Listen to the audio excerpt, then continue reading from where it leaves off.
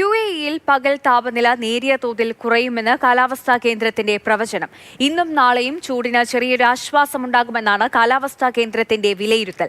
തിങ്കളാഴ്ച മുതൽ താപനില വീണ്ടും ഉയരുകയും 50 ഡിഗ്രി സെൽഷ്യസിൽ എത്തുകയും ചെയ്യുമെന്നും റിപ്പോർട്ടിൽ പറയുന്നു.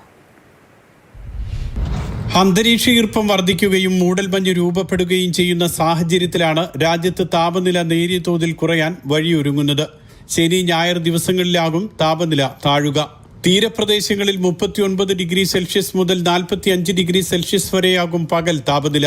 നഗരത്തിലും മരുപ്രദേശങ്ങളിലും 43 ഡിഗ്രി സെൽഷ്യസ് മുതൽ 47 ഡിഗ്രി സെൽഷ്യസ് വരെയാകും അനുഭവപ്പെടുക.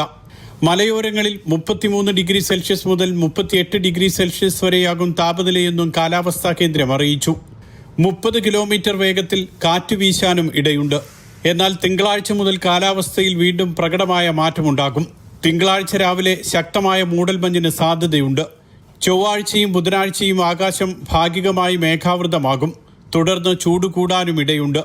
അടുത്തയാഴ്ച അവസാനത്തോടെ താപനില വീണ്ടും ഉയരുമെന്നും 50 ഡിഗ്രി സെൽഷ്യസിനടുത്തെത്തുമെന്നുമാണ് വിലയിരുത്തൽ. Mathrubhumi news, Dubai.